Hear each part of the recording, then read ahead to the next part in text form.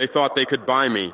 They thought they could buy Africa. They were wrong. 3 weeks ago, Benjamin Netanyahu's government sent me a letter that changed everything, not just for Burkina Faso, but for this entire continent. Let me tell you exactly what happened, because the world needs to hear this story.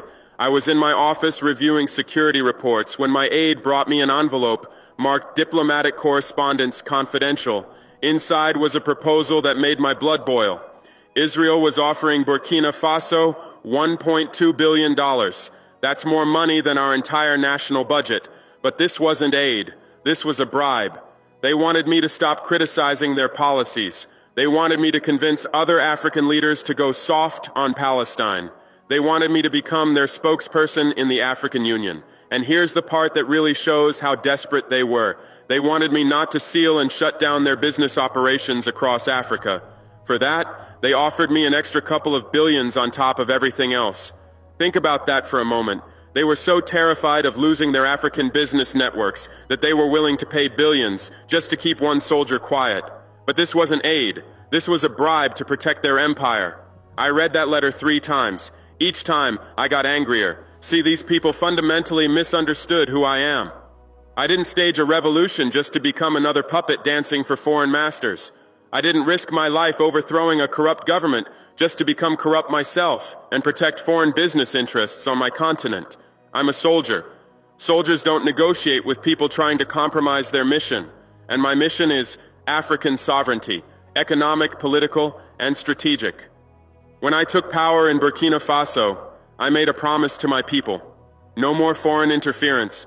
No more exploitation disguised as partnership. No more selling our dignity for temporary comfort. That letter was testing whether I meant what I said. The letter came through diplomatic pouches, but the real message was delivered through intermediaries. High-ranking officials from neighboring countries, supposedly friendly advisors, all suggesting I consider the practical benefits of this arrangement. They painted pictures of transformed infrastructure, modern hospitals, upgraded military equipment.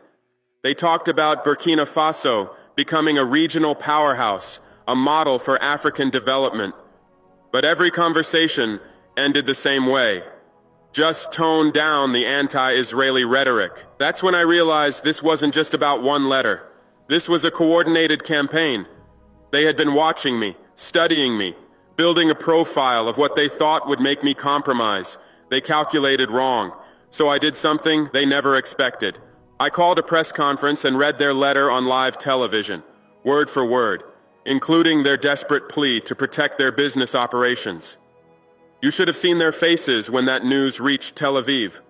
Complete panic, because suddenly their secret diplomatic strategy and their business protection scheme was front-page news across Africa.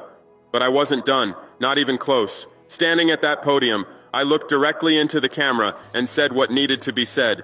They believe our dignity has a price tag. They think African leaders are for sale in a global marketplace. They think they can pay us to protect their business interests while they exploit our people. Today, we prove them wrong. I held up that letter for everyone to see. This document represents everything wrong with how the world sees Africa. They see us as a market, not as people. They see our leaders as employees, not as representatives of sovereign nations. The silence in that room was deafening. Journalists who had covered African politics for decades later told me they had never seen anything like it. A leader voluntarily exposing an offer of billions of dollars. That moment changed everything. Within hours, Africa Not for Sale was trending in 14 countries. But this wasn't just social media noise. This was a continental awakening. Mali reviewed every Israeli contract. Niger recalled their ambassador from Tel Aviv. Chad suspended diplomatic talks. Ghana's president, who never takes sides, publicly supported our position. South Africa called our response a masterclass in dignified leadership. But here's what really scared them. The youth responded. Students in Senegal organized protests demanding transparency on all foreign aid deals. Young people in Kenya launched campaigns questioning their government's foreign relationships. Artists across West Africa created murals celebrating our refusal to be bought and our commitment to protecting African economic interests. University campuses across the continent erupted in solidarity. From Cairo to Cape Town, young Africans were sharing clips of my speech. They weren't just supporting Burkina Faso, they were supporting the idea that Africa could say no. The youth movement that emerged was unlike anything we'd seen before. They called themselves the uncompromised generation. They demanded accountability from every leader, transparency in every deal, and dignity in every international relationship. For the first time in decades, Africa was saying no with one voice. The reaction from international capitals was swift and telling. Netanyahu's team went into full damage control. According to sources in Tel Aviv, the prime minister was furious. He reportedly said, "Traore turned a private agreement into a weapon against us." Good. That was exactly my intention. French diplomats in Paris were scrambling to understand what this meant for their own African relationships. American officials quietly reached out to gauge whether this was an isolated incident or the beginning of something bigger. Chinese representatives, interestingly, stayed silent. They understood what was happening better than the Western powers. They knew that respect, not manipulation, was the future of African relationships. They were right to be worried, because here's what these foreign powers never understood. We're not the same Africa they used to manipulate. We're educated now, connected now. We communicate instantly across borders. When one of us stands up, all of us can see it happen in real time.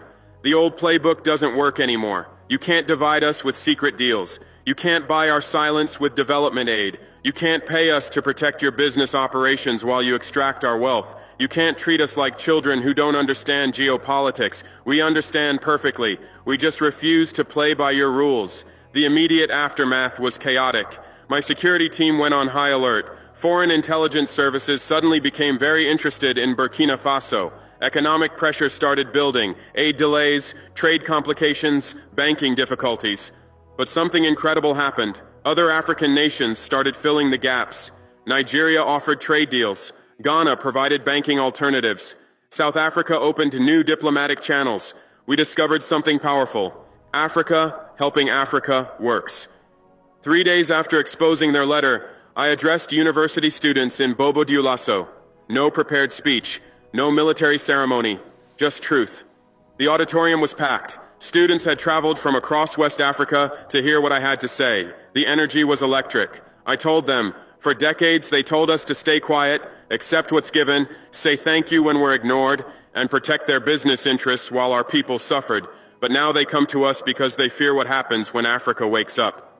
I could see it in their eyes. Recognition, hope, determination. Then I asked them a simple question. Should we go back to silence, or do we speak louder? The answer was deafening. 5,000 students erupted in celebration. That sound? That was the sound of a generation refusing to be silenced or bought. But the students wanted more than just words. They wanted action. What's next? They shouted. How do we build on this? So I told them, we audit every foreign contract. We demand transparency in every deal. We build our own economic networks. We trade with each other first, the world second. We stop exporting raw materials and start building factories. We stop being suppliers and become manufacturers. The crowd went wild because finally, someone was talking about practical steps, not just inspirational speeches. I continued. We create African development banks. We launch African satellite networks. We build African universities that rival any in the world. We develop African pharmaceutical companies. We establish African technology hubs. Each point brought louder applause. These young people understood that real independence meant economic independence. Since then, everything has changed. Every backroom deal now risks exposure.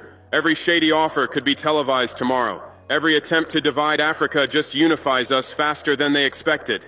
Every business arrangement that exploits Africa now faces scrutiny. My own cabinet initially had concerns. What if they retaliate? Some asked. What if they cut off existing aid? I told them what I'll tell you now. Any aid that comes with strings attached isn't aid, it's control. Any partnership that requires our silence isn't partnership, it's subjugation. Within a week of my speech, 5 other African leaders called me directly, not through diplomatic channels, personal calls. How do we do what you did? They asked. The answer is simple. You stop being afraid, but fear runs deep. Generations of African leaders were taught to be grateful for foreign attention, to accept whatever terms were offered, to never demand equality. Breaking that psychological colonization is harder than breaking physical chains. Western media tried to spin this as Traore escalates tensions or Burkina Faso risks isolation. But they missed the point entirely. We're not isolated, we're connected. Connected to our people, our values, our future. And that connection is our strength. The business community initially panicked. Stock prices of companies with major African operations dropped. Mining companies, agricultural exporters, tech firms, they all started reassessing their African strategies. But here's what they discovered. We're not anti-business, we're anti-exploitation. Companies that pay fair wages, respect environmental standards, and contribute to local development are welcome. Companies that extract wealth while leaving poverty behind need to change or leave. The smart companies adapted quickly. They renegotiated contracts, improved working conditions, invested in local communities. They realized that partnership was more profitable than exploitation in the long run. Israel thought they were dealing with just another African leader hungry for foreign investment and willing to protect foreign business interests. Instead, they awakened a continent tired of being treated like a marketplace and a protection racket. The ripple effects continue expanding. Regional organizations are reviewing their foreign partnership agreements. Trade unions are demanding better terms for African workers in foreign companies. Civil society groups are publishing transparency reports on foreign aid flows. African stock markets initially wobbled, but then stabilized, as investors realized that transparency actually reduced risk.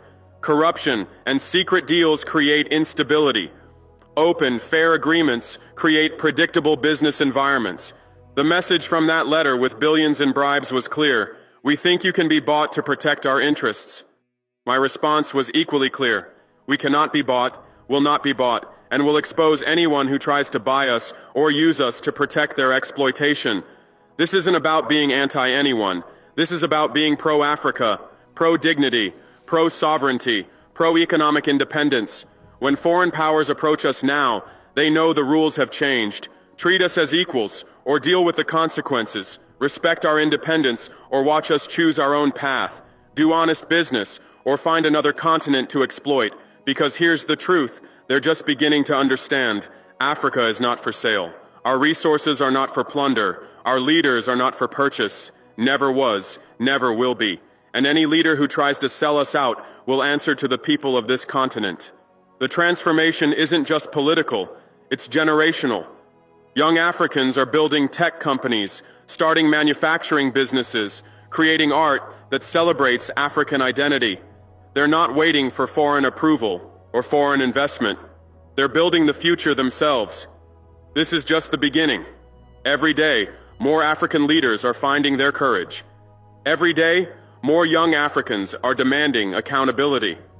Every day, this continent grows stronger and more economically independent. They wanted to buy one president to protect their empire. Instead, they awakened 1.4 billion Africans to take control of their own destiny. That was their mistake, and our victory. The revolution continues, not with guns, but with dignity, not with violence, but with truth, not with foreign approval, but with African unity, not with protecting foreign business, but with building African prosperity. This is Ibrahim Traore, and this is our time. Africa is rising, and we're just getting started. It took a man of so much courage, wisdom, to know what exploitation and gift is all about. These are some of the reasons why Africa is still battling with disunity. There are some leaders in so many African countries that would have dabbled into such an offer, that at the end of the day, they will siphon the money into their own private account, use it to build empire in other countries. Africa is the only place where you have a president. After election, he will move to either any of those Europe countries or America, anywhere in the world, and begin to govern his own country from there. In the history of the whole world, we have never seen any Europe president that lives in Africa and begin to govern his country from Africa. But Africa always do that. I believe if all African leaders can begin to think like Ibrahim Traore, the Africa of our dreams will be achievable. Kudos to him for a man that is so bold and fearless, saying the obvious truth. I know they are going to make several attempts by removing him, But I want to urge Africans all over the world, please always share a post like this. Let's make noise with it. Gone are those days where they control the media, but these days we have it in our various phones. We can share it to create awareness, to let them know. If you are coming to Africa, no problem, but come with the intention of doing business. Respect our dignity. Don't come to exploit, forgetting that we are also humans, just like you. Anyway, whatever you think, drop your comment in the comment section. Once again, share and follow the page. For the record, if all African leaders should unite and come together as one indivisible entity, I think if soonest Africa will be equate with other global countries in the world.